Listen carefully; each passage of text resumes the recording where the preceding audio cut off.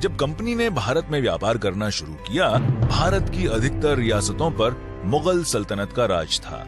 Company के अधिकारियों ने तत्कालीन मुगल सम्राट जहांगीर को उन्हें भारत में व्यापार करने के अधिकार देने के लिए राजी कर लिया।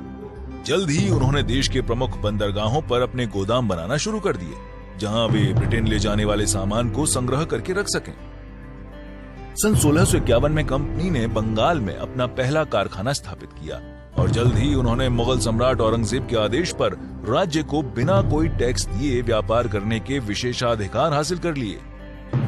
कंपनी सभी वस्तुएं ब्रिटेन से आयातित सोने और चांदी के बदले खरीदती थी। इस आयात से बचने के लिए वे राजस्व के अन्य स्रोत तलाशने लगे। कंपनी के कुछ अधिकारियों ने व्यक्तिगत लाभ के लिए निजी तौर पर व्यापार करना शुरू कर दिया।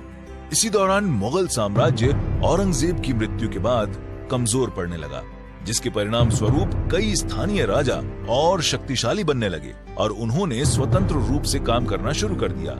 सन 1756 में नवाब सिराजुद्दौला को बंगाल का नया राजा घोषित किया गया, जो कि ब्रिटिश अधिकारियों की संदिग्ध गतिविधियों को लेकर काफी आशंकित थे। उन्हें लगता था कि अंग्रेजों की इन गतिविधियों के चलते उनकी रियासत को राजस्व में काफी नुकसान हो रहा है। जब कंपनी ने व्यापार संबंधी कार्यों के लिए बने फोर्ट विलियम पर अपनी सैन्य ताकत बढ़ाना शुरू किया, तो नवाब ने इसे एक खतरे के रूप में देखा और अपनी सेना को ईस्ट इंडिया कंपनी के सभी ठिकानों को जब्त करने के आदेश दे दिए।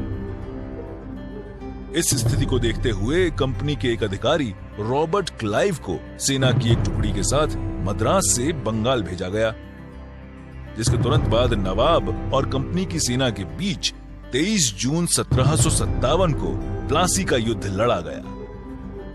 कंपनी अधिकारियों ने नवाब के कुछ सेनापतियों जैसे कि मीर जाफर को युद्ध जीतने के बाद नवाब बनाने का लालच देकर उनके साथ गठबंधन कर लिया।